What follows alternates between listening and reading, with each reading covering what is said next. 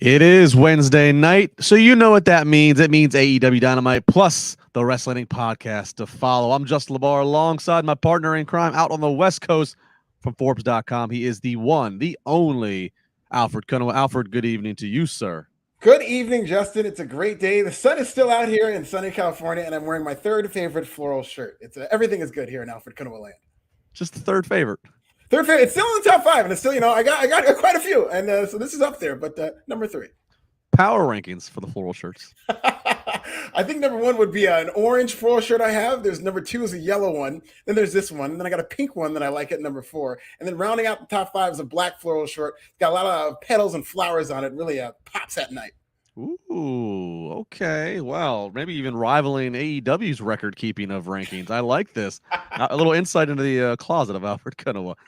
Yeah, a lot of floral shirt politics going on in my closet here. Very good stuff. All the more reason why, if you are not watching the video version, you are missing out. Of course, we are live across YouTube, Twitch, Periscope, Facebook. We love it. Love all of you guys for tuning in live, or if you're watching the archive after the fact.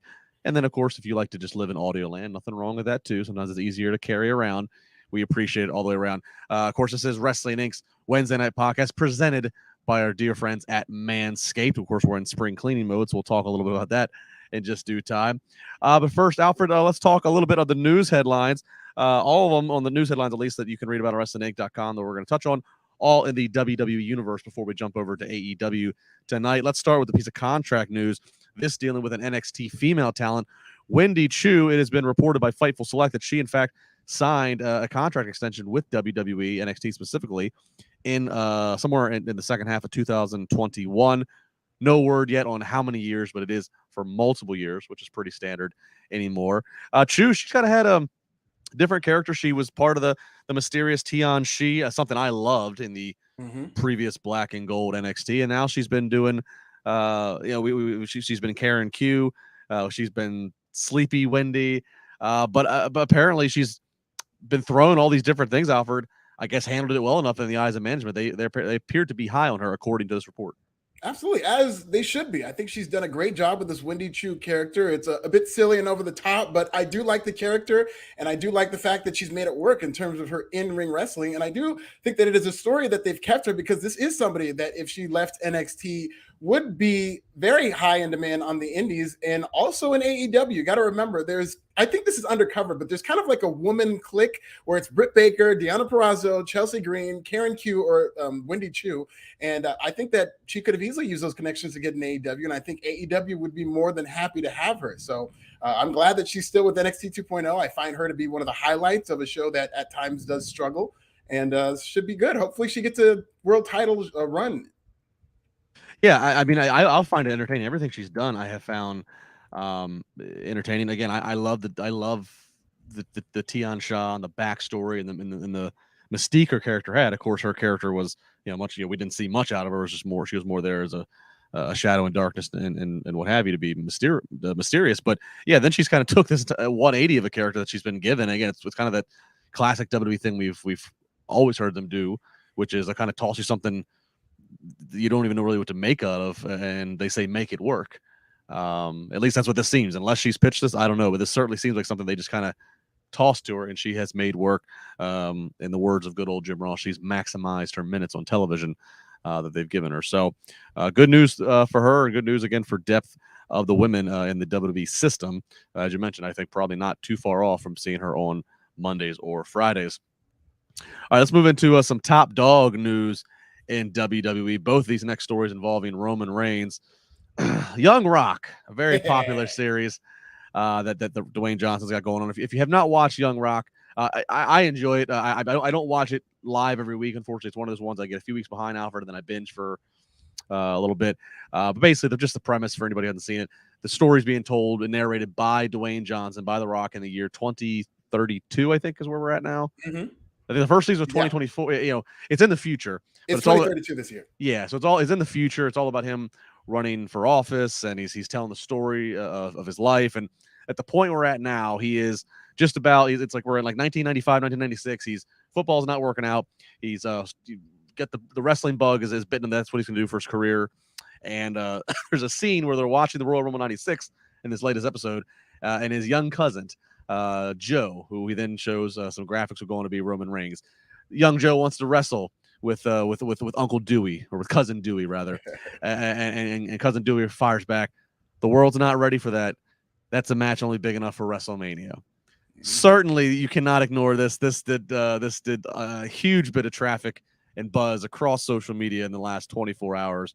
I saw people buzzing last night after the episode dropped of, oh my God, they're teasing Rock and Roman for WrestleMania. What did you see it, and what do you make of it? Yes, I did see it. I absolutely loved it, and I thought it was the least subtle Easter egg you've ever seen. This is like the egg that the gobbledygooker came out of, where they made sure it was his cousin Joe, and they could have left it at that and left the fans speculating that. Yeah, but they're like, no, not only is his cousin Joe, he went on to be Roman Reigns, and that's a match for WrestleMania. So they did everything to make you think that they're going to do this match right here in Inglewood, and I hope they do. And it is news because this is The Rock's show. This is something that I don't think he would be cool doing if he didn't think he was going to be in Inglewood. This is not to say that he's absolutely going to be wrestling Roman Reigns at WrestleMania, but I think a lot of people like you and me who cover this closely were thinking that we're going to err on the side of The Rock not showing up. He's very busy. He's, there's a lot of risk with him going in the ring, but seeing this makes me think that there's way more of a chance that he does.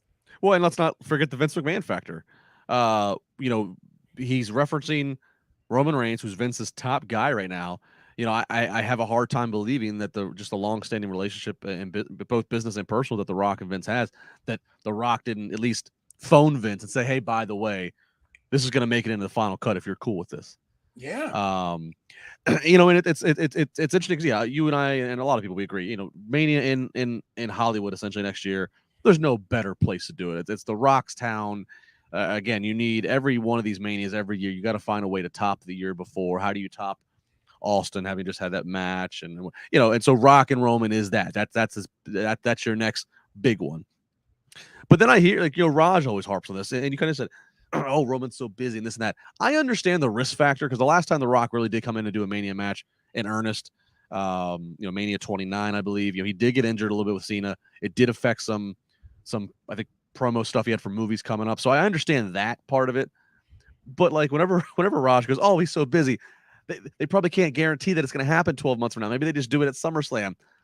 I don't understand. If you're The Rock, if you're that important, which he is, I'm not belittling him, but you're that important, how do you not just turn to everybody that's in your close circle or 3 circles away trying to do business with you and just say, hey, this date next year in April, I am not doing anything else. I have to be in Hollywood at SoFi Stadium. I don't know. I just don't. I mean, I know he has XFL and all these things, but he's in control of his world. He tells everybody when to open a door, and he'll decide when he wants to walk through. I agree. I think he can do that, but maybe he's just that busy and he has so much going on that his schedule is 2 years in advance and he can't do it a year in advance. Or maybe even he's just waiting to see if there's other opportunities that open up in the next month or two. Because if he does do that and then a movie that he really wants to do comes along, then he would kind of restrict himself from that. Yeah, I mean, and look, if this was, hey, pal, I'd really like to have you against this kid Theory next year. Different, but this is his family. This is the guy who, I mean, Rock was there as part of the challenging of that torch with Cena for several years there. Really good business they did. Rock certainly has to be proud and recognize that his own cousin from the Samoan family has become the next torch bearer for the company in this current generation. And if this is the biggest thing that he could, I mean, I can't see him saying or letting anybody else dictate. I understand a movie might come along, but again, I think he looks to the movie and says, look, I'll go shoot for X amount of weeks on Road to Mania, but I need these few weeks off. And he's The Rock. He's the leading man in Hollywood. Yeah. Studios have to work around him if they really want him. And let's face it, he's not hurting for the money. So he has the ability to turn projects away. I don't know. Yeah, but, they're running out of time to book The Rock before he runs for president. So really within the next year or two, they should really get him in there. Well, and you're somewhat joking there, but they're running not really. Wow. That'd be the dumbest thing you can do personally, but yeah, run for office. I mean, he's got a great life now. Why complicate things? It's fine. He's also got a great approval rating. He might be the last person on earth who's essentially uncancelable, where everybody feels like they love The Rock, everybody feels like they identify with The Rock. Why open it up to the political world, which is so divisive? Exactly. Everybody loves The Rock.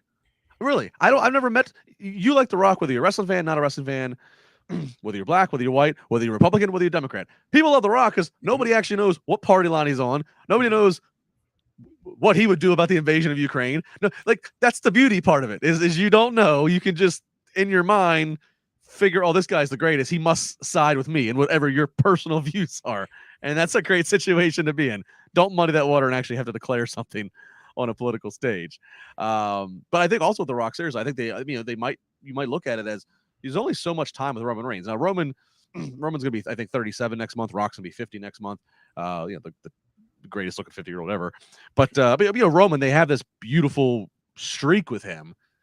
I mean, what's The Rock going to say? Oh, I can't do LA. Let's try for 2024. I mean, like how long do you keep Roman at that point where it's the biggest money match it could be against The Rock? So, yeah. Well, if Roman and Rock can be withheld for another year, there are 3 big stadium shows in a row: Money in the Bank at the start of July, SummerSlam at the end of July, and then this heading over to UK and to Wales that they're going to be doing in early September. So 3 big stadium shows. So certainly you're going to need Roman Reigns for some big opponents there, and maybe one of the opponents coming sooner than The Rock will be is the returning, or now returned, Cody Rhodes to the WWE world. And Roman Reigns gave some fuel to this rumor. He did a dark match this past week on Monday, Alfred, after Raw went off the air. It was him and the Usos in a dark match, and there was a point where a fan signed that just said Cody Rhodes. Reigns made a point to grab this sign, and not just in passing. It wasn't just Alfred, you just happen to be, had your phone filming and caught this. Roman is up on the steps outside of the ring, ripping this sign to shreds for the entire arena to see. There's no accidents in pro wrestling. Nope. Yeah, and if you saw this sign, like maybe it was a legitimate fan sign, but this looked like it came straight out of the WWE street team, and they said, okay, Joe, you got on the section over there in the corner is going to be a guy with the Cody Rhodes sign. This seemed very produced, and I'm all for it, and I like that they did it in a dark match to where it can get legitimate internet buzz, even if it is a produced type thing. And this is exactly the story they should be telling long-term. Cody is maybe the hottest wrestler in wrestling right now. I mean, that reaction he got this past Monday was ridiculous. And hopefully they maintain this momentum headed to where I think he should beat Roman Reigns at SummerSlam. But if they do it sooner, that'd be great. But I do like the story of Cody Rhodes going on a steady chase to chase Roman Reigns. Hey, Square Circle Carrie, come here. We got a sign we need you to hold up if you could just play along there, pal. Yeah, we'll see. But I mean, you're right. I mean, Cody, obviously we won't, I know some people are like, oh, it's an AEW podcast. We won't, veer into the Cody booking. We did some of that Monday, but certainly rumors are buzzing, and rightfully so. All right, let's jump over to AEW Dynamite. Just a reminder, of course, if you have your super chat, go ahead and drop that dollar, drop that coin for Raj. We will definitely make sure it gets here on the show, and we'll work it in our conversation and answer it, or whatever the case may be. We have been making it so we kind of work super chats in timely. So if you're asking about CM Punk, well, we'll talk about it here shortly as we start off with CM Punk. If you're talking about MJF, we'll get to that later when it's MJF time. Let's start with CM Punk as we are live in New Orleans. This crowd, red hot, hotter than the hottest gumbo, Alfred. And New Orleans, I noted here, well, Excalibur noted on commentary, and then I added something to it on Twitter. He noted how this crowd just clamoring to have AEW Dynamite. This is one of the cities that suffered through the pandemic. I'm not getting a Dynamite as planned, so had to be rescheduled, and here we are. And then I also noticed as CM Punk comes out, crowd is just red hot to see him. And I'm thinking, well, this is a New Orleans crowd. This is the crowd that would have saw him at WrestleMania 30, but he, of course, packed up and went home, left WWE 2 months prior to that on that road to Mania, and then left the business, obviously, for the last, 7 years. So this is a crowd who, has not seen him in a very long time, and for some of them might have, felt like he slipped right out of their fingers as he, of course, just had that very crazy walkout. So this crowd just felt like already just brought the energy up for this Dynamite for how hot they were just on his entrance alone. Absolutely. This crowd was at a 10 to start the show, and they stayed there and maybe even got hotter as the show went on. I thought this was the best crowd I've seen all year, and it was just clearly a market that was underserved in terms of AEW coming there, and they really received them with open arms. Indeed. So we get Punk out there, 15-1 record. He's up against Penta Oscuro. Again, great interest for Penta. Again, this had a big fight feel. First time I'd ever seen these two fight. To the best of my knowledge, probably the first time they ever had met. Good match. The notable point here is that it looks like they're going to try to do some kind of a springboard or Hurricane Run or something. Both men are at the top rope, and it looks like it was a botch. It definitely did not go as it traditionally would have looked. And Punk then appeared to have injured his knee. Now, I don't know, Alfred, watching it, what was your impression? And now we are, 2 hours removed from it. Did you think that it was a legit botch and maybe a scare, or was this just a very clever part of let's just get some let's find a way to have Penta work this leg? No, I think it was a legit botch because at first, yes, I did think that maybe they were doing this thing where CM Punk was working his leg. And that's credit to CM Punk and the announce team for being pros about that situation and talking about how it was his knee that was bothering him. So maybe it was something that they did on purpose, which we've seen this with Pac. We've seen this with Brian Pillman. They do spots like this. But the reason I do think that this was legit was because later on in the match, a few moments later, CM Punk did a perfect springboard clothesline, and there was no him doing it on one leg. There was no him selling the knee. And I just think that had that been the story that CM Punk did that on purpose, I don't think he would have done that springboard jumping off the rope with both of his legs if this was part of the match. Yeah, I do think it was an organic, natural just slip up that happened. I do think there might have been a quick scare.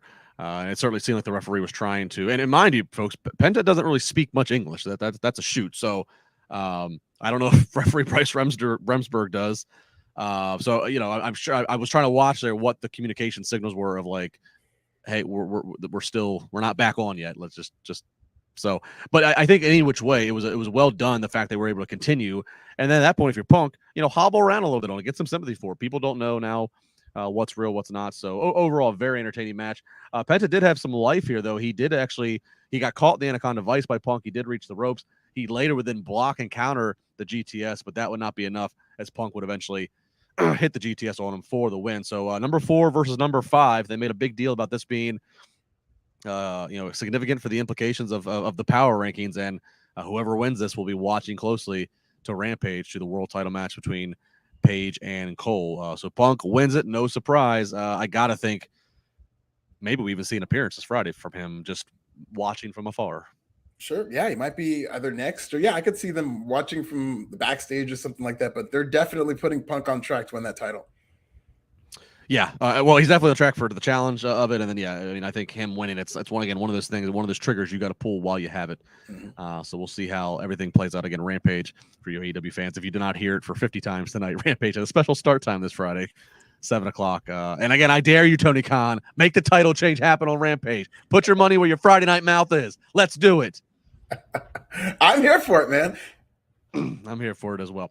All right, we see the Jericho Appreciation Society on the airstrip after flying private, because that's what sports entertainers do. We only see 3 of them get out of the jet, as it looks like Angelo and Matt are on the other side of the plane. They got hit and run by Kingston and crew in a car. Their thumbs were damaged. Their shoes were stolen. Chaos has happened in the New Orleans private airstrip. I don't know, kind of fun, goofy. I love this. This is a very realistic beatdown. This is right up Eddie Kingston's alley to steal the shoes. I'm just disappointed they didn't end up on a telephone pole. I thought that's where they were going with this. Right. But the fact that they took his shoes, I thought was so great. I have to give you a weird nitpick, though, as I'm watching this. And I know, like, Jericho and Hager and Garcia, they're not small men, but they're getting off. Look like they're getting out of a clown plane. Like, the way they stepped out of it, I was like, there's no. And I was like, how they didn't fit in that thing? What is that? That's not the actual. They didn't fly in that jet. It seriously, Hager, all 6'5" of them, it looked like he was coming out of a clown car. I love that Hager didn't have his shirt on either, so like he just traveled with no shirt on in a plane. Right. Like, well, and like those 3 get off. Did the other 2 get off first before the camera started rolling and they got the hit and run? Like that was a little weird too. Again, I'm overthinking what's supposed to just be a goofy setup for the match later. But well, I do too. I'll give you another nitpick that Angelo Parker had his shoes off for a good hour, and then when he showed up to the building during the match, his feet were perfectly clean. If this guy's walking around barefoot for an hour outside and in the building, they should be filthy. Little things, details. Little things. So we're going to get a grudge match between these guys here shortly. We do get a tag team title match, AEW tag titles, Red Dragon, O'Reilly, and Fish up against Jungle Boy and Luchasaurus. Obviously, a lot going on, a lot of dynamics at play in the tag division, Alfred, that we've been talking about as the week's going on. Maybe it's one of the most interesting things, honestly, going on company-wide. Jungle Boy, ultimately, he is going to get the pin and the win on Bobby Fish. After the match, we are going to see Red Dragon. They're going to try to attack a little bit, and then as they're going up the ramp, we get a stare down with FTR. So again, stare down with FTR. Of course, the Young Bucks are out there. Hardy's not on tonight's show, but a factor in this tag division. So it continues to heat up here. But reaction to the match and outcome with Jungle Boy and Luchasaurus retaining. Very surprised they did retain. I was thinking that Red Dragon was going to win this match, and I was surprised at how decisive it was that Jurassic Express won. I thought it was a pretty good match. I just think Luchasaurus continues to shine, and AEW really needs to take a long look at him. I think he's one of those guys who maybe needs a good dance partner in order to have a good match, but there's nothing wrong with that. And I think he could do a lot of things that a lot of big men can't do. We did see a giant later on tonight who is not the same mold of as Luchasaurus, which tells you how unique a Luchasaurus is. But I did like this match all around. I thought they worked well together. Just very surprised with the finish, and I don't think they made the right call. I've wondered that too about Luchasaurus. Like I've wondered, he is unique. I mean, I can never remember a gimmick quite like his. And again, as a big man, he does, the lucha moves. I've gone back and forth of like, if he breaks away, what is he? We've never heard him talk. It's not really part of his deal. So I mean, can he check the box of talking into an arena? I don't know. He's certainly unique looking. He looks larger than life. He looks something different. But does doing all those moves, like, has he already overexposed himself? Like I keep wavering. Like, what is the future for Luchasaurus? Marco Stunt's not there anymore. Now it's just Jungle Boy and Luchasaurus. Like, once they inevitably drop the tag titles, then what? Because I do think they would have to split. But Jungle Boy, he's got babyface just written all over him forever. Yeah, and the machine's behind him too with the pillars thing and whatnot, and I think they're going to be supporting him. But I really don't think they should be Marty Jannettying Luchasaurus. I think they have something, and the people are behind him. And I think maybe even maybe it's even a thing of like maybe the Luchasaurus gimmick runs its course or at least needs an evolution. Get it, dinosaur evolution. Here all week. Well, you're the real comedian. Nice. You're the real comedian. I'll start opening for you. Yes, please. Maybe there's like an evolution of like, because like the guy behind the mask, he's like wildly intelligent from what I understand. He's like well educated. So maybe they spin something in that. Like he's the smartest dinosaur. He's the most evolved dinosaur. I don't know, but he's really smart. I know that. So I don't know if there is a talking factor. Maybe it's here's a dinosaur that can use insane Scrabble words. Definitely. And this crowd would, in this audience, the AEW fan base would be on board with something like that. You know how they were all the way in on Orange Cassidy and his gimmick with the kicks and stuff like that. That smartest dinosaur thing would definitely play with the crowd like this. And the guy behind Luchasaurus' name is Austin. I'm a huge Big Brother super fan. He was featured on Big Brother, and boy, does he have charisma. He definitely has pro wrestler charisma, and he's capable of talking, I do think. All right, well, you don't want to be looking like a dinosaur. You want to be an evolved species. So being evolved man, being an evolved Manscaped, fellas. It's spring cleaning time. Carpets need cleaning, drapes need dusting, and your lawn needs mowing. Spring has sprung, and the global leaders and below-the-waist grooming have the best tools for cleaning aisle 5 in your pants. Time to clear out your winter bush and join the other 4 million men worldwide who trust Manscaped by going to manscaped.com. Use the code WINC20 and you will save 20% off on your order and you'll get free shipping. We talked about it before. Alfred and I are 2 of the 4 million men. Raj, Jack Farmer, everybody here in the Wrestling Inc. I think Issa's probably telling her man get some Manscaped. So everybody in the Wrestling Inc. podcast world, we're all on board one way or the other with Manscaped. And Manscaped has a full package you need for the spring cleaning this year. Of course, that Performance Package 4.0, the only tool you need to keep your boys looking and smelling like the fresh tulips your partner wants. And then you can start off that spring cleaning using the Manscaped 4.0 trimmer, precise shaves on the hedges. It's waterproof. It's got the great LED light, so it's great for the shower. And then you can do the cleaning of the holes with the smelling like spring air with the weed whacker, nose and ear hair trimmer. Nobody wants any of that nonsense going on. Not attractive. So you got that going on. Plus all the stuff from the above the waist that we were pumping and telling you all about around Valentine's Day and into March, where you got the crop preserver. You got the wonderful razor for your face. Because, fellas, if you're using a lawnmower 4.0 on your balls, it don't go up here. You're doing it all wrong. So you have the Plow 2.0, the perfect razor for the finest shave on your face. I mean, look, it's all a meticulous game. If you're Alfred, you got the power ranking of the 5 strong floral shirts. You got the waiting room, and then your man groomed, to the T. Whatever your deal is, whatever your gimmick is, Manscaped can fit in to that gimmick. It can fit in to your match routine. Work it in as one of your high spots. Alfred, I know you've been getting the new products as have I, and I haven't been disappointed yet. Absolutely. And it's summertime. I'm going to be shirtless a lot of places. I'm going to Coachella in a couple of weeks. Oh I'm going to be boy. nice and groomed for Manscaped. And shout out to NYC Demon Diva in the chat, who I know you have plenty of Manscaped for the men in your life, Issa. And no shame in anybody's game. We love Manscaped all around the Wrestling Inc. family. And, they're going to be best friends with me this summer. Let me tell you.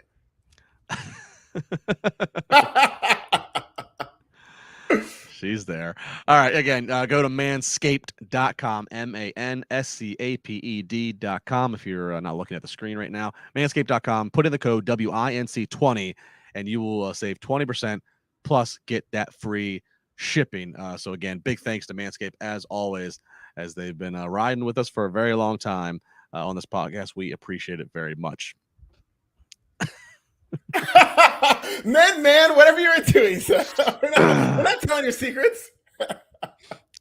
I don't think she's debating the gender. I think she's debating that we use the plural men. Oh yeah, that's what I'm saying. It could Okay. be plural, it could be single, it could be it could be your family. There's plenty of men of all different derelictions that could be in your life.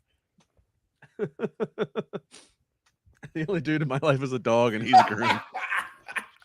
Shout out to Roman. Love it. All right. Back to the program. We see a little backstage jaw jacking between Jamie Hayter and Toni Storm. Of course, these ladies are going to have a match here soon in the ongoing Owen Hart tournament. So a little bit there to get yourself excited for. All right, MJF. This one's a big one for the night. MJF up against Captain Shawn Dean, who Shawn Dean has just got the number on MJF and Sean Spears as of late. MJF comes down to the ring and he fakes an issue getting his jacket open. All this just for simple heat to sneak attack Captain Shawn Dean. So MJF does that. Not much going on here. It's pretty quick until all of a sudden we see the security backstage laid out, one of them shirtless. That's a key point to keep in mind here for a minute. So we know Wardlow is causing terror somewhere with security. Meanwhile, MJF continuing to do what he's got to do to Shawn Dean. MJF outside of the barricade, posing and taunting until all of a sudden a security guard is standing right behind him, removes his mask to be revealed as Wardlow.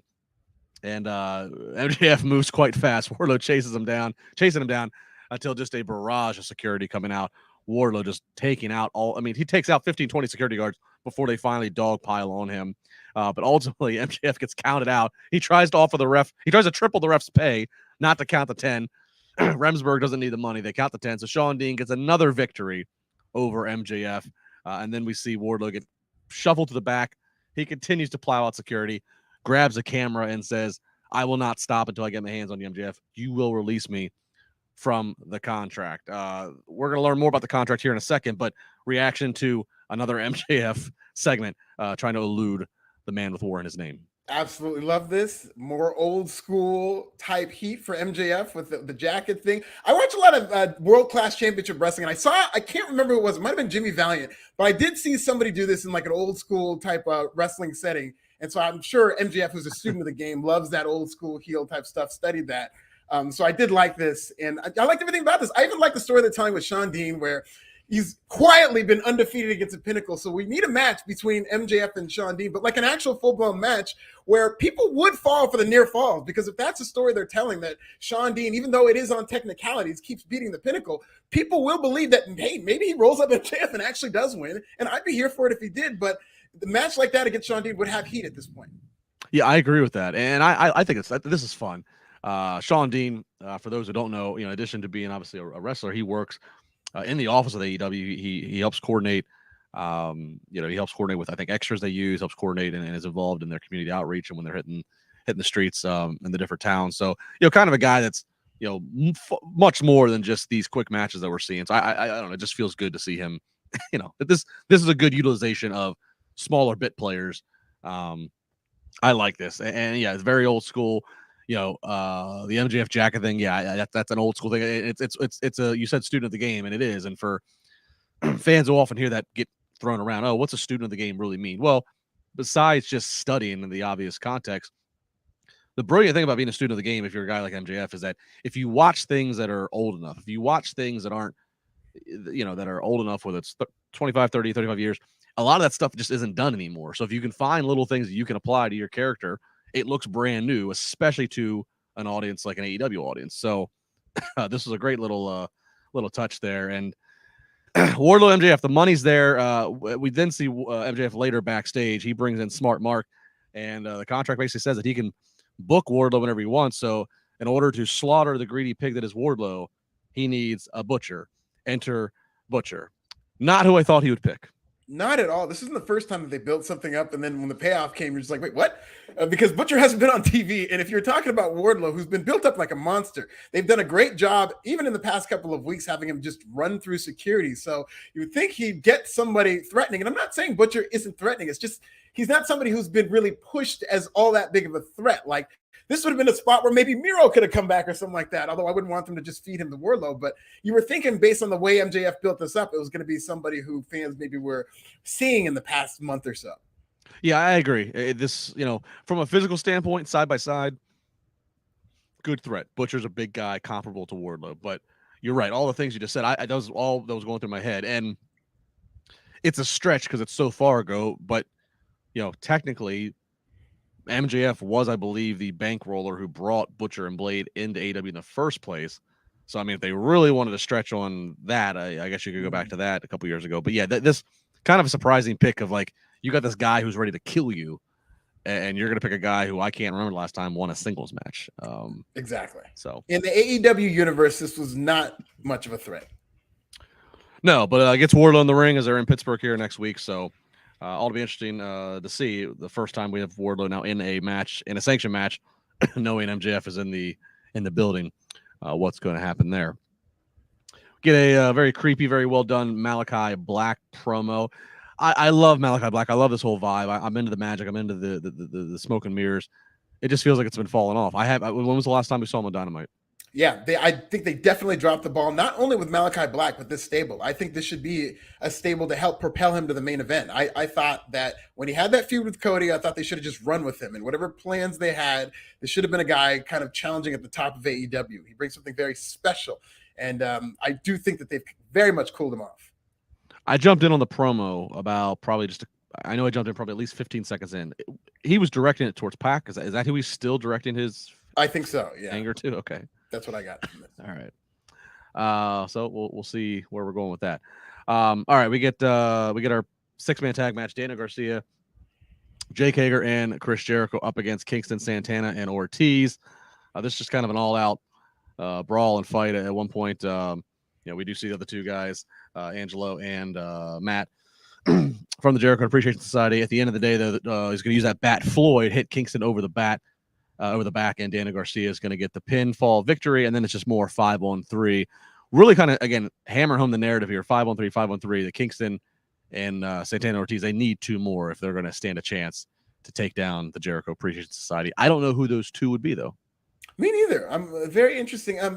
Maybe it's Penta and Ray Phoenix if Ray Phoenix is ready to come back, because they do have that tie, but it'll be very interesting to see who he chooses.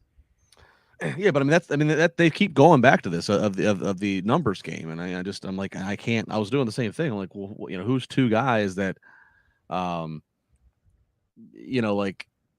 FTR's kind of turning babyface, but that kind of it doesn't feel like that's their fight, right? It feels like they got bigger things to do on their own. So I don't pull them in there, and then I'm just trying to think of like a tag team or two guys I would have a grudge with Jericho, and I just can't figure out what it's going to be. So fun match, fun story. But and people have been saying Hernandez and Homicide in terms of LAX and that reunion would be pretty interesting. But is Homicide back with ROH and sign? I'm not sure about that. And because if he is, it would be obviously very easy to pull that trigger if him and Hernandez were there, but I don't think they are. Yeah, that's a good question. Somebody in the chat actually knows the answer to that for sure. But yeah, you're right. Homicide and Hernandez is even in the chat right now. People have been throwing that up, but yeah, I'm not sure what the status is, but I mean, I guess that would probably be. Even so, didn't Jericho even dropped? Didn't he even say to them at one point when the breakup was happening, like to Santana and Ortiz, that I got the weak links of LAX, or I should have called it. They made some reference. So he did say that, yeah.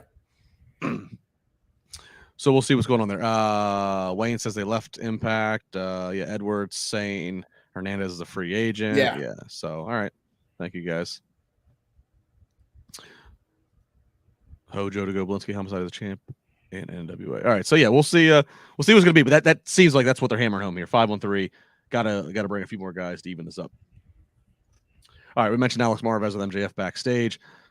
So that had smart marketing. And then the next segment we get, next match we get is Marina Shafir up against Sky Blue.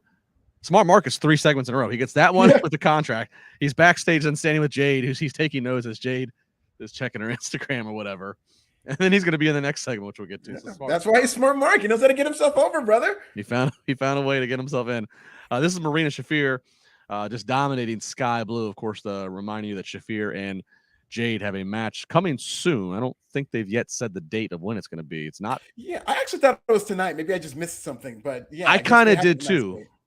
Last week, I thought we talked about it. I thought it was tonight as well. So, and they might have said it was last week. They might have said last week that it's tonight. And they might have just changed their mind and they're hoping that we forget. Yeah. Shafir versus Sky Blue here. I mean, Shafir looks dominant, but I don't know. She looks dominant. They had her staring down the baddies that are there in the crowd that are part of, the entourage of Jade. This didn't get me amped up for the match as I hoped it would, though. No, it didn't. This was a baddie section segment featuring Marina Shafir and Sky Blue. This was 80% baddies, and then Jade Cargill and Mark Sterling backstage. They focused on just about everything except this match. They showed a couple of moves that she did, but then went back to the baddies with Kiera Hogan and Red Velvet, who I hope they're more than just stand-ins for Jade. I hope they actually join her as part of a stable, because I think that would be pretty fire. But this was very much about Jade, and this told me, as good of a job as they did do building up Marina Shafir in those vignettes, I'm watching this match like, man, there's no way she's beating Jade, because they're just making this all about her, when Marina Shafir is the one who needs to get over for this match. Yeah, completely agree. She's not going to beat Jade. So, I don't know how much, I guess it's all going to be a matter of how they do it, how the match goes, how she loses to Jade. But unfortunately, we're back to some questionable things in the women's division, which we'll get to some more again here in a minute. But so we don't know when, but Shafir gets the win over Sky Blue. She looks menacing, has menacing kind of music, and did not seem intimidated at all. But we'll see how this all shakes out. We also get a backstage again. This is the third segment in a row with Smart Mark, as they have their female reporter trying to get a word with Hook. Hook just doesn't speak, and then they're interrupted by Tony Nese and Smart Mark, of course, just kind of playing down how Hook just had things handed to him because of who his dad is, and Tony Nese has had to work for where he is. They, of course, get out of Dodge real quick, and then Hook Danhausen tries to curse Hook once again, and Hook throws a medicine ball on Danhausen, which medicine ball is or Danhausen's no match for the medicine ball. Hook's going to make his Dynamite debut next Wednesday here in Pittsburgh, Alfred. I think this, obviously next week in Pittsburgh is going to be, it's going to be Dr. Britt Baker. It's going to be Wardlow. It's going to be the guys and girls who have, who they built the Pittsburgh show around last time. I think Hook might slide in there in the top 3 for maybe the next biggest pop, because, man, his music, I catch him when he's on Rampage. His music hits, and this place, these arenas explode for the handsome devil that is Hook. 100%. And I never really thought about that he has never wrestled a match on Dynamite. He has been Mr. Friday Night. So that's going to be a lot of fun to watch because, yes, this place is going to explode for him. And it's so cool because, obviously he looks, dude looks like $1 million. Still, so far they've made him look like a badass on Rampage. He's got good music. It's another one of these cases of Tony Khan, shut out the bucks to pay, shut out the dollars to pay for, a current artist's music, right? And but yet Hook does not speak. Like that's been pretty neat. But he doesn't have a manager or anybody. His dad's not out there with him. He doesn't speak, but yet he's got such charisma, and just simple phrases like "send Hook" has just gotten over. I don't know. I'm kind of intrigued by Hook. I got to be honest. Very Goldberg-esque, because if you remember Goldberg's first, I want to say like 50 to 75 wins. I don't think he said a word until he won the United States Championship, because his thing was that he never said anything. Mean Gene would try to get a word with this man, and then he would just walk off. So I love them using the Goldberg template, not only to get Hook over, but also Jade Cargill. And if you haven't seen it yet, we've talked about before, RJ City has his Hey EW series. Hook was one of his latest guests. Watch it. It's RJ trying to talk to Hook, trying to interview Hook, and Hook is more interested in the bag of chips that he's eating. Got to see this. This sounds amazing. Very fun. Very fun. All right, so Hook next week. Check that out. All right, big tag team match here. Little hometown flavor of Ricky Starks, New Orleans boy, and Powerhouse Hobbs up against Keith Lee and Swerve Strickland. This one's one to go out of your way to check it out and see. Four guys who all have stock you want to buy into here. Pretty cool spot. Swerve launches himself off of his partner Keith Lee's chest to do a moonsault. Very fun stuff. Taz makes an appearance at one point, grabs Keith Lee's boot. That's just enough to have Lee misstep so Hobbs can hit the spine buster, and Hobbs gets the pin on Keith Lee. Thoughts? Like it? No? Huh? I love this match. This match is my favorite thing on the entire show. This crowd just went crazy for Ricky Starks. All four of these guys, to your point, are very talented. And I think they're above having these just repetitive tag team matches with each other. And I think that showed once again tonight. I was very surprised that Will Hobbs was the one who got the pinfall because it was Ricky Starks' night. This is his fan. He should have gotten the pin. I don't know if they had reservations of him pinning Keith Lee or whatnot, but I think he should have gotten this pinfall because then they went to Ricky Starks' music after briefly playing Will Hobbs's. So it's like, okay, then why not just have the guy get the pin? I love to see Ricky Starks. He's on the ropes and he's supposed to be this heel, but they're just showering with cheers, just doing everything he can not to cry. And that was very cool to watch where he's just kind of, trying to fight back tears. But no, I thought this was fantastic. I'm glad you mentioned the music thing because that too, when I saw Hobbs get the pin, I'm like, all right, well, that's surprising. Again, for like you said, it's Starks in his hometown. And then they played Hobbs' music for like a minute, and then they switched to get the Starks pop again. They went to his music. I was like, why not just have Hobbs hit the spine buster and then tag Starks in, and Starks hits something and 1, 2, 3. Like, I don't know. I mean, I don't know. Maybe they felt that would have been too much. That would have, they wanted the point to be Keith Lee only lost because of Taz interference. But that distracted me from what should otherwise have been a very good, or what otherwise was a very good tag match. And good to see all four of these guys getting the time that they did on Dynamite. They made it sound like, again, Hobbs and Starks, they embraced, and Taz in the ring celebrating with them. One of the commentators even said, like, maybe this was like a getting Team Taz back on track. I'm sorry. I still don't feel it, though. I still feel like these two guys were big enough by themselves, Hobbs and Starks, without Taz walking out with them. For a moment, I almost forgot that they were even Team Taz. I don't know. I kind of want to just cut my Team Taz losses here. Yeah, when I saw Taz walk out like in the middle of this match, my first thought was that, okay, he's going to probably turn on these guys. Like, me too. Yeah, it was very innocuous how it's like, if Taz is going to be on their side, why didn't he just walk out with them at first? So I thought he was just going to blow it up, and I would have been fine with this. If Taz breaks up with them and then is a commentator, which I think he's very talented at, that's fine with me. But yeah, I do think that they need to get out of this FTW Team Taz mold and break out into other things. Well, and especially when, as we just talked about it, the guy that Taz has the most organic connection to is his actual son, who, without saying a word, is quickly, maybe even, I mean, again, Starks was huge tonight because New Orleans, but you can argue Hook's getting a bigger reaction week to week on Rampage than what Ricky Starks or Powerhouse Hobbs is getting. So just have Taz go be the fatherly figure, the father and corner man to Hook. Why? Hobbs and Starks should be on their own. They don't need this Team Taz. They don't need this FTW title, which I'm sorry has just, Yeah, and Hook doesn't talk. Taz talks just as good as about anybody. So that's an organic pairing. Yeah.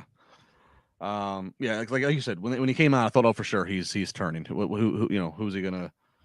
So this would have been the chance to do it, but they didn't. So we'll see where this goes here. But again, if you didn't see the match, check this out. Very fun to watch between these four dynamic athletes, all different builds and sizes, which is fun too. But they all kept it going. All right, we get Nyla Rose and Thunder Rosa backstage. Cake and violence, Alfred. Cake and violence. I thought this was very funny because that's where she goes, I love cake and violence. Nyla Rose is one of the best Twitter accounts in all of wrestling. She's very funny on Twitter. And I thought it's slowly starting to creep into her character now. And I don't think she should be like a clown because she's a good giant monster. But as funny as she is, she should incorporate that into her character. I agree. I audibly laughed out loud as she's screaming, I like cake and violence. So they're going to, these two ladies are going to fight. I believe it's the Battle of the Belts 2 Saturday. Yeah. I think so. Yeah. Again, I mean, this Thunder Rosa, I mean, she dethroned Dr. Britt Baker. And I mean, I assume she's going to beat Nyla. She's going to retain her title, which she should, I think, right? But I don't know. Again, they just on Dynamite doing no favors for her. I just nothing about Thunder Rosa looks. She does not look. Nothing. None of these segments make her look good. She looks bad in all of them. Especially if you saw the presentation of a Britt Baker, and I would put Thunder Rosa on that same level. Obviously, Britt Baker is their ace and their alpha, but they did a lot for Britt Baker in terms of her hometown, giving her all these segments and just making her into a star. And you know they're capable of doing it with Thunder Rosa, and I do feel like she's been put in the back burner ever since winning that title. Yeah, and I don't know why. I don't know what. I don't know. Britt's been off TV. She's returning next week again in Pittsburgh. So I'll be very curious. Expect her obviously to win. I'll be very curious what she says, if anything. Like, is she on the hunt to regain her women's title? Does she turn focus to Jade and the title she hasn't had, and the TBS title? So really curious to see where they go with that. But yeah, again, all the female. I mean, the Toni Storm, Jamie Hayter interaction was fine, but the other women's segments, I just walked away going, I don't know if it did the job that it was supposed to do. Yeah, they're very much struggling with women. That is kind of a growing subplot with AEW right now. You know, you look at like a Ruby Soho, who I thought was a very good acquisition and somebody who early on fans were with, but she's now kind of fallen off. And this show itself, the only women's match we saw was this very short match between Marina Shafir and Sky Blue. That wasn't particularly good. And so they do have some work to do with their women's division because they have a lot of talent now. And I do think they have talent on its way too, but they're not really doing much with it. And that's the thing. When AEW launched, they had slim pickings in terms of what they in the wrestling world, because I mean, so much of the female talent was hoarded at that point by WWE. Obviously, WWE has since released a ton of women, and then there's more that have just come up through the ranks of the independents and such. You know, early on they relied on, again, slim pickings, and you know they used a lot of Japanese stars, which, you know, like that or don't like that, a lot of it just didn't connect, I don't think, with the audience. In America, now they have a great bit of depth to work with, and it's just, and I don't know what's the holdup. I don't know where the disconnect is. So keep an eye on where the women's division is going. But like I said, I'm really curious to see what Britt's intentions are after she returns to TV next week. All right. Real quick, I'm sorry. I think this Owen Hart invitation is going to really help, because I felt like when they have a reason to book these women, like they did with the TBS tournament, we saw a lot of great women's matches, a lot of ring time for these women. And I think when they get this tournament going, we're going to see a lot more. Obviously, we have to see a lot more women involvement. Yeah. Yeah. I mean, you're right. I mean, there are several matches they've announced for the women's. Some of the opponents are lesser known women, women that I don't even know if are actually signed to AEW exclusive contracts, or if they're just wrestling kind of like on handshake deals just to get featured, but can use it essentially as tryout matches. If they look good, or if the audience grabs a connection to them, then you can add them to the system. So, but I agree. Yeah, this tournament will definitely not hurt things for the women's division in AEW. All right, the main event of Dynamite tonight is the Ring of Honor Television Championship. 53-year-old Minoru Suzuki, who had just won it recently, wins his first title in America. The crowd who knows him very much behind him, as he's going up against the challenger in Samoa Joe. Alfred, it kind of feels like what the result of this should be, right? But how do they get there? And this match, for the first, and I'm not exaggerating, folks, if you didn't see it, for the first 3 or 4 minutes, neither man takes a single bump onto the mat. They just smack the shit out of each other on their chest. It is pork chop city. Just smack, smack, smack, smack, smack. I mean, beat red. I mean, they are just, I mean, there's no makeup here, no special effects. Just smacking each other in the chest.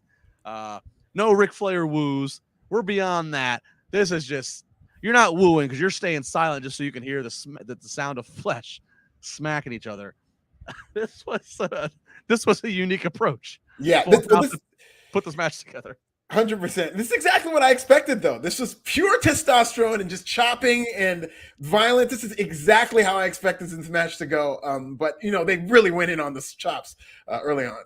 Yeah, I mean, somebody's got to do it by tomorrow on Twitter. Give us the total count of how many chops there was. Yeah, I mean, this is crazy. I want to see the chests too. Yeah, give us the day after pictures. So chops. They do eventually get into wrestling moves and get going. Crowd's very much behind this, as they were again the whole night. Very hot crowd. In the end, though, Samoa Joe is going to hit that muscle buster, as JR said. That muscle buster took him to the pay window many a times, and Samoa Joe gets the 1, 2, 3. So Samoa Joe is now your Ring of Honor TV champ. All is right in the Ring of Honor world, right? So he gets the win. Jay Lethal and Sonya Dutt, they were at ringside the whole time. They jumped the barricade. Now they're on the mic. They got a gift for Joe. Open up the box. They got a middle finger for him, and then lights go out. Lights come back on, and there's 7'3" of a monster just attacking Samoa Joe. Sanam Singh, as commentary is trying to give you a quick education on who he is. All 7'3" of him. NBA player drafted to the Dallas Mavericks from Punjab, India. Has been working out under the, I believe, Sonya Dutt's training. He got signed to AEW sometime last year. So he is just beating the hell out of Samoa Joe. And then, of course, Dutt and Lethal get in on it for the beatdown. These three men standing tall. This crowd very much booing the debut appearance here of Sanam Singh. What did you make of this? As they should have been, because Jay Lethal and Sanjay are the heels. I will say this. This is a terrible way to roll out Sanam Singh. I think they did him no favors by turning those lights off. In this climate we're in, with free agents running amok in professional wrestling, these minds probably went, "Oh my God, is this Bray Wyatt? Is this Braun Strowman?" You know what I mean? And then for the lights to come back on, it was this crowd is the hottest crowd they've had all year. But this was as quiet as you'll ever hear a crowd in terms of turning the lights on and it being him. And this is nothing against Singh. It's just the fact that they rolled him out like this was going to be a big deal. He could have just came out there out of nowhere, out of the crowd, beating these guys up. But they really didn't do a good rollout of Singh. I do like, however, that Jay Lethal's getting a heater and that they're building around Jay Lethal. I think this is good. I like where this is going. I love Jay Lethal and Sanjay Dutt together, but I did not like this rollout at all. Yeah, I mean, you're right, and you can't have, and some of it's like, all right, it's not AEW's fault to an extent. Like, there's well, it is and it isn't. AEW has signed so many guys and girls that it's like now you're keeping tally of the free agent list that's out there, the Bray Wyatts, the Cesaros.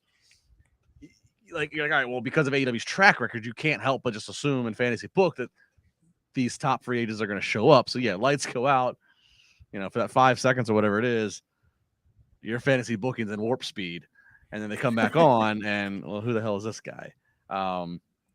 As the crowd was booing, as this AEW passionate crowd's booing, I definitely had this feeling of like, oh, I can just hear that crowd leaving the arena tonight, just bitching like that was some WWE booked shit right there, like that, like, because that was how WWE would. I mean, we're watching it in WWE with similar people. So, but I agree. I mean, I think it's cool that Lethal's got a, as you said, got a heavy there with him. But yeah, I don't know if debuting this in the main event spot, if that's the kind of starting point you want to give this young kid, at least in wrestling terms. He's a young kid.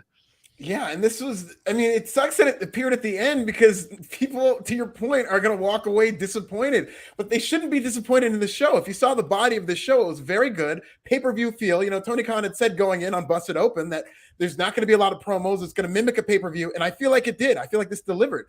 But then that last moment happened, and it just left a bad taste in your mouth, and that is not what you want for a wrestling show. Do you think, or am I stretching? Again, this guy's been signed. This guy Singh's been signed with them, and he's been training. Do you, like, if you're Tony Khan, like, are you watching WWE and going, okay, there's been the comical, like, drawn out debut of Veer, and and obviously this guy Singh's legitimately way bigger than Veer physically, but like, all right, I have my guy who's a guy from India who's been signed, and like, I mean, are you watching that saying, all right, I can't, like, I gotta space the two things out, like, I don't want, like, does that cross your mind, or am I drawing ridiculous comparisons because it's two guys looking dominant that both happen to be Indian? That's interesting. I don't think it's a ridiculous comparison. I do think there is some validity to, because in wrestling, from a producer standpoint, in one company, we've talked about this on the show before, you want to kind of stagger out, even when it comes to finishes or when it comes to certain moves that are being used. You don't want them overexposed. And I do think that happens wrestling wide. I think wrestling, there's so much crossover between WWE and AEW fans that, yes, we're all very familiar with Veer. And right on cue, I'm seeing a lot of Veer comments in the chat. I saw a lot of Veer comments on Twitter where there is going to be that natural comparison. So maybe this is something they could have spaced out. But I mean, you got a guy who's 7'3", regardless of the ethnicity or how much he mimics something else you're doing in the other company. I think you should run with it. You just have to be careful with how you use it. And I do think that the positioning him at least early on in the right place to just be a heater and not necessarily be a worker.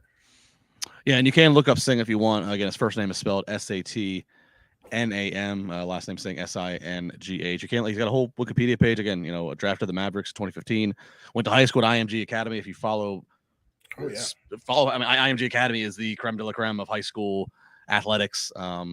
They could beat some college programs in some sports. 7'3". I mean, he's 20. What is he's 26 years old. So I mean, yeah, obviously an athlete, and 7'3". You can't. That doesn't grow on a tree. You can't. Yeah, it grows like a tree. It doesn't grow on a tree. Exactly. So so we'll see. But very interesting choice by Tony Khan and AEW for them to. In a way, basically kind of that, you think that you could just end Dynamite on Samoa Joe in the year 2022 as the ROH TV champ, but they decided to top it, to trump it, so to speak, and make this debut of Satnam Singh. Sheed Black, Justin, is that alcohol in that cup? Got some yak in there, Justin? Maybe. You hold down on me? What's it to you, Sheed Black? What's it to you? Gotta keep the throat lubricated. For these podcasts. So interesting Dynamite tonight. Again, different things to kind of take away from it. Certainly not, that was not the ending of Dynamite that I expected. So, if you like being swerved, bro, that was good for you. They did that tonight. So that was Dynamite. So again, Dynamite tonight, a big Rampage Friday, obviously, then the Battle of the Belts Saturday, and then they really promoted a lot for next Wednesday's Dynamite, including Hook, including Wardlow versus Butcher, a coffin match with Darby and Andrade. So Britt's returning to TV, having a match for the, so a lot going on in the AEW world again, as I note with Alfred every single week. They don't have a pay-per-view again until May, Double or Nothing. So as we watch to see MJF and Wardlow, when's the payoff? Cole versus Page, who wins the world title? Is Punk the next challenger? When is that? FTR, Young Bucks, tag division is bonkers right now. So we continue to watch a lot of things going on. Women's division, Alfred, again, as we talked about, they really got to get that kind of going. But to your point, I think the tournament here should help manufacture relevance for some of these ladies. So a lot going on. Yeah, absolutely. Big weekend for AEW in terms of some of these big shows they're doing, but also tough sledding because Friday's show, which is going to be a big show, is going to be put in a different time slot. I think a pretty terrible time slot at 4:00 out here in the East and the West Coast. And then Saturday, Battle of the Belts is going to be another big show. It's going head to head with the NBA playoffs, which it might get massacred. So we might get, this feels like a Fast Nationals weekend. We might get a Fast Nationals Friday and Saturday and Sunday. So we'll see. Who knows? Who knows, man? I don't know. Yeah, I mean, I guess Friday. I guess it's going to be about 4:00 at your time, right, for Rampage? Yeah. That's why I'm going to be still at work in the office at 4, but we'll see. It's going to be a good show, and they should really promote it. But it's tough when you're moving time slots, and especially if you're moving it that early. That's going to be very tough. What's this too? And we won't go into this a ton.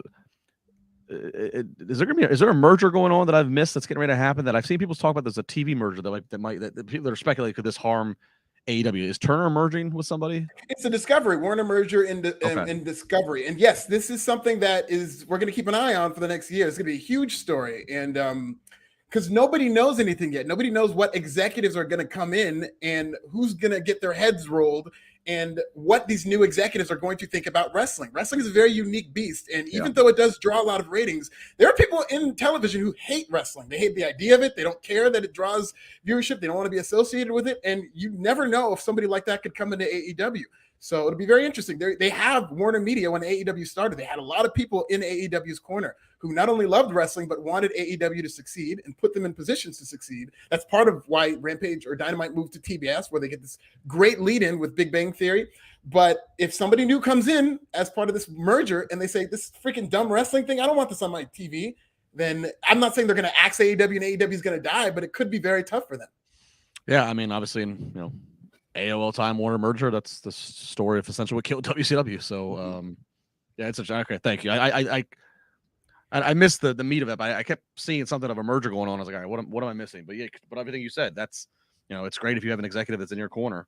And WWE's been lucky; they've had that for many, many years in the NBC world. But Yeah, I'll be interested to keep an eye on there with AEW. As you said, at least a year out. But one of this, Dylan Matthews, Justin, I am counting the chops as we speak.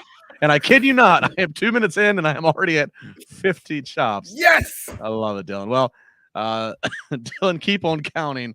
If you get to your final count and you want to tweet at Justin LaBar and at This Is Nasty, we'll make sure that we promote what the final count is. We're looking at you. You're stat boy right now, Dylan. Give us a final stat. How many chops? We'll retweet you, Dylan. Send us a chat. Send us the stats, and then we'll retweet that. Absolutely. And as always, please tweet us. Always love. How are you consuming this podcast? Where are you at Wednesday night? Where in the world are you? Are you in the U.S., East Coast, West Coast? Are you over in the UK, staying up late? Are you getting up early using us on the morning commute? Are you in school? Are you at work? Whatever it is, please tweet at Justin LaBar, at This Is Nasty, at Wrestling Inc.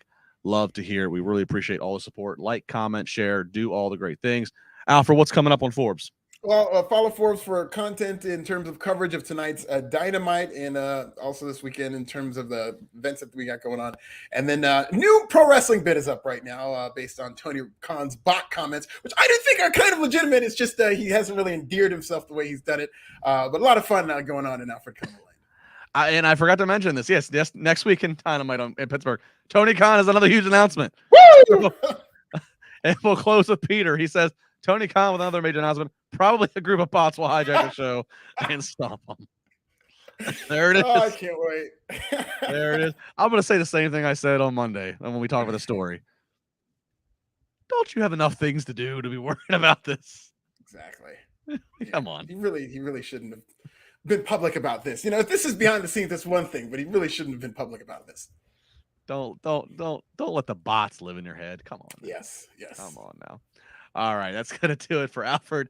I'm Justin. Big thanks to all of you. Like I said, like, comment, share, subscribe. You'll never miss one of these podcasts. We'll talk to you next week